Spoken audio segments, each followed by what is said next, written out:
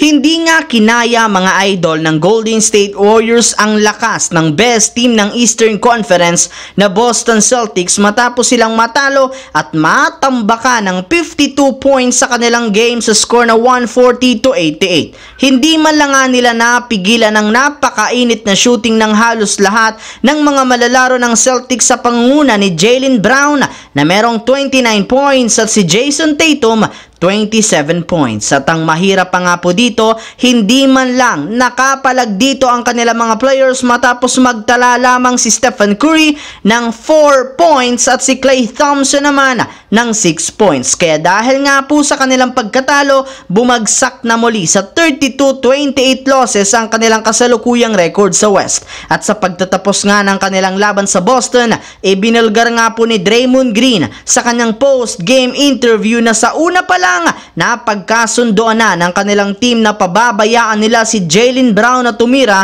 ng 3-point line at hindi nila ito babantayan. Ang problema, sobrang nag-backfired nga ito sa Warriors matapos mag-init ng sobra ang 3-point shooting nito na siyang rason bakit natambakan sila ng maaga. Samantala, dito naman sa ating pangalawang storya sa update sa injury ni Jalen Brunson. Matagumpay na naipanalo nga po mga idol ng New York Knicks ang kanilang laban sa Cleveland Cavaliers 107-98 sa pangunguna ni Donte DiVincenzo na nagtala ng 28 points na siyang rason ng pag-angat ng kanilang record. Ngunit sa kabila nga po ng kanilang pagkapanalo, meron rin naman ngang dito nangyari na sa kanilang superstar guard na si Jalen Brunson na nagtamo ng non-contact injury sa kanyang tuhod sa simula ng first quarter na siyang rason bakit hindi na siya nakabalik pa. At sa pagtatapos nga ng laro, agad rin naman nga pong inanunsyo na wala rin naman ngang nabaling buto sa kanyang tuhod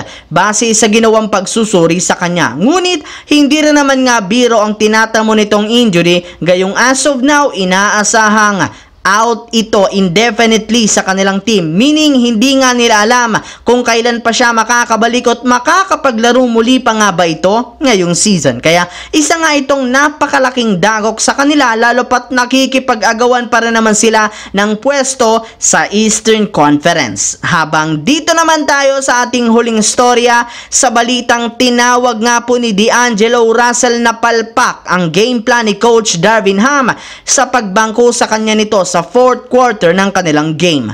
Kasunod nga ng pagkatalo ng Lakers sa kanilang laro kahapon sa Nuggets, marami nga po sa kanilang mga fans ang nagkagulo sa social media at sinisi dito si Coach Darvin Ham since hindi nga ito nakagawa ng adjustment at time out man lang noong nagkaroon ng scoring run ang Nuggets sa huling minuto ng fourth quarter. Bukod nga po dyan, sobrang mali ng pagbabangko nito kay D'Angelo Russell sa clutch time ng walang dahilan. Sa katunayan, binangko nga po ni Coach Darvin Ham si D'Angelo Russell sa last 8 minutes ng fourth quarter kahit man dikit ang kanilang laban at ipinasok na lamang siya bigla sa huling 1.5 minuto ng fourth quarter simula ng lumamang ang Nuggets ng 7 points kung saan wala na rin naman siya ditong nagawang tulong. Kaya dyan pa lang, malinaw, sobrang tinamaan ng palpak na desisyon ni Coach Darvin Ham ang hindi nila pagpapapasok kay D'Angelo Russell matapos wala silang maisagot sa opensa ng Nuggets. Maging si D'Angelo Russell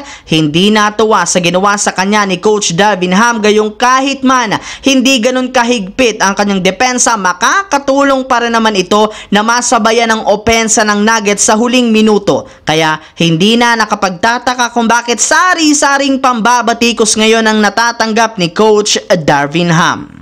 So yun lamang mga idol ang ating bagong video na ating pinag-usapan ngayon dito. Once again, this is your J-Zone TV. Don't forget to subscribe at syempre pindutin ang notification bell sa akin channel para lagi kayo maging updated sa mga videos na pinapalabas ko. Isang malaking shoutout sa lahat mga idol. Thanks for watching. Hopefully nag-enjoy kayo ngayon.